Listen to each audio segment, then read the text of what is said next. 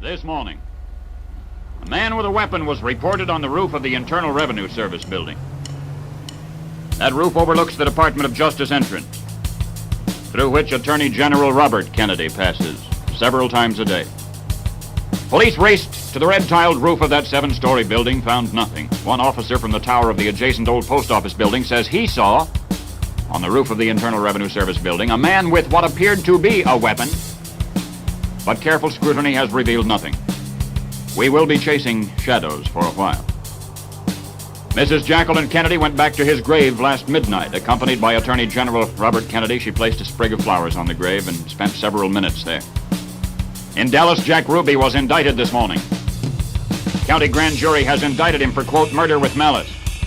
The Dallas DA Henry Wade says Jack Ruby shot a handcuffed man. Deserves the death penalty.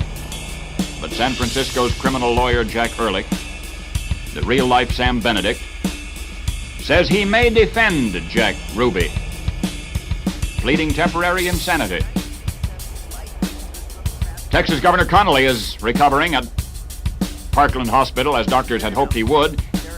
And in Havana, Cuba's foreign ministry says it is true.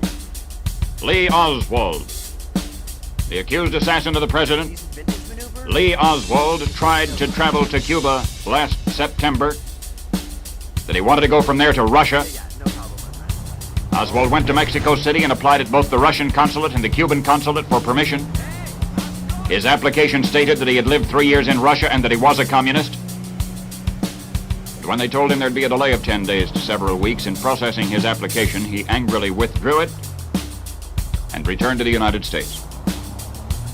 Mrs. Marina Oswald, his widow, is receiving magazine offers for her life story. And in New York, 2 girls watched television yesterday. Johanna Malandroka, 13, and her 16-year young sister, Mary. They watched the honor guard at the funeral service, the precision with which the manual of arms procedure was executed, and they decided to try to imitate it with the rifle and shotgun owned by their older brothers. During their play acting, the 16-year-old girl pointed the rifle at her sister and pulled the trigger. It was unloaded. The 13-year-old girl pointed the shotgun at her sister and pulled the trigger. It was loaded. Time out in politicking. Republicans have agreed to a 30-day moratorium on partisan political activity to give the new president unanimous support. On Wall Street, the stock market opened higher this morning. Buy orders outnumbering sell orders 25-1. President Johnson, promised last night that he would seek congressional passage for that biggest tax cut in history. It is stalled in committee almost certainly until next year, but President Johnson means to see it through sooner or later.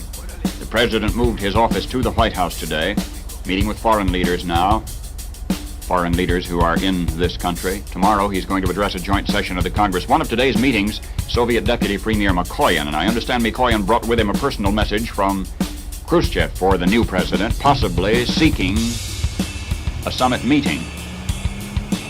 During yesterday's Washington reception for foreign dignitaries, de Gaulle was overheard to say to Mikoyan, "You've got to understand that what is good for France is not necessarily bad for Russia."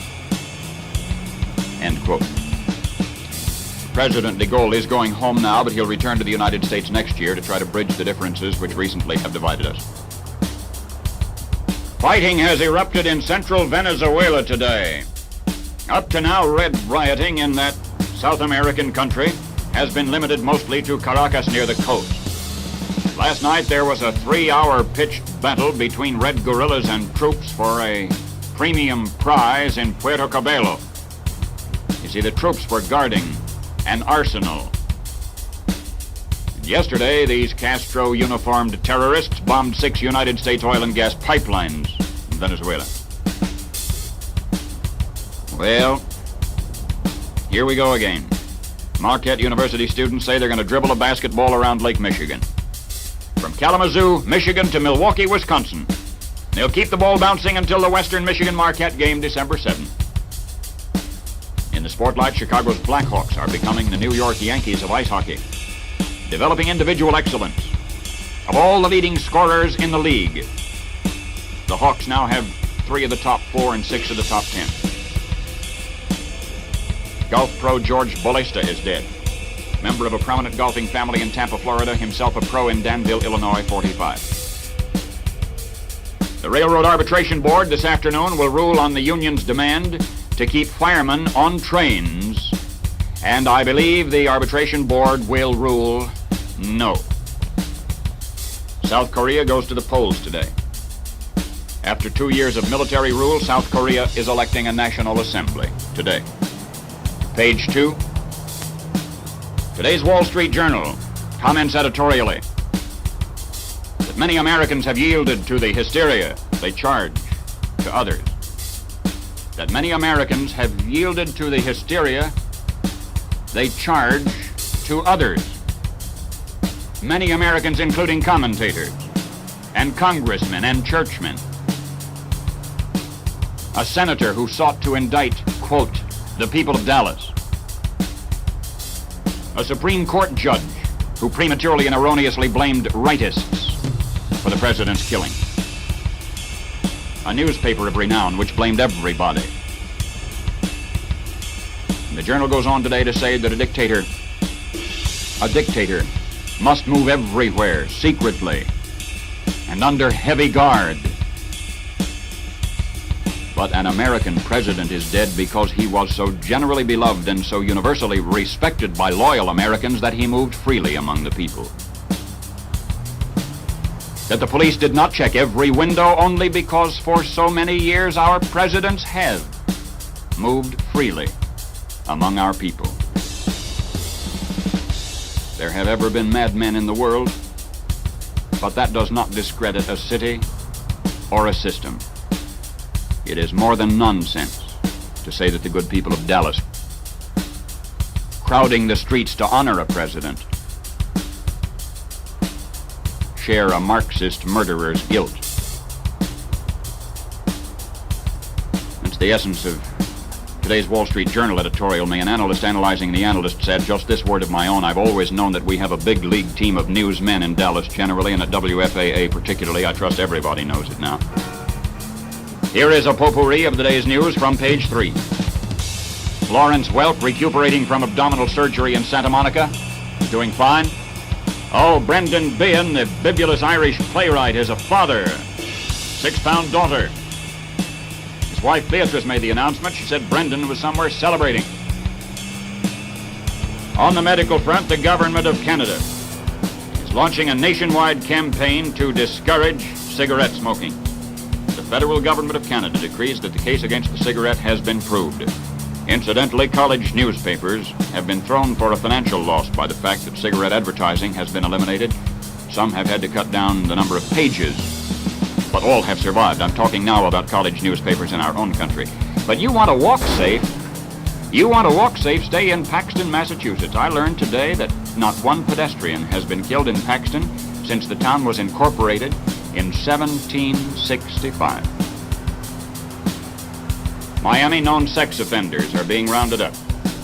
More than 100 known sex offenders are at large around Miami, and today they're being rounded up for questioning while homicide tries to find the killer of a 10-year-old Lorene Thornbaum. There's a classified ad in today's London Times, says, quote, Christine Darling, sorry to miss our wedding date. Busy seeking change of advertising agency, wed you later. Signed copywriter.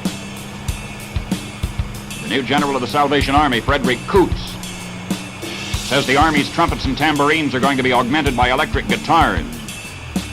General Coots says, quote, the Army is going to get with it. End quote. Bloomington, Illinois Pantograph was first, I think, to urge that Mrs. Jacqueline Kennedy be made a sort of secretary for culture in the Johnson administration. There has so far been no official indication that she will be. From maternity hospitals across the nation comes word today of scores of new babies named for the late president, 20 that I know of in just Minneapolis and St. Paul. A society wedding upcoming in Chicago. Mrs. Chesser Campbell, the widow of the former publisher of the Tribune, and Arthur Schlamann of Ontario Paper. A merger is upcoming between Jewel Tea and Star Market, and a new type dollar bill is today in circulation. $50 million new dollar bills, Federal Reserve notes, released through the 12 Federal Reserve banks and their 24 branches. They'll get to you through regular commercial banking channels. The notes are very similar to the present dollar silver certificates, but those are going to be withdrawn from circulation. The new bill will not contain any reference to silver. Oh, FYI, the FBI is reported positive that Lee Oswald killed the president. But the FBI, to intercept any possible doubt which might becloud history,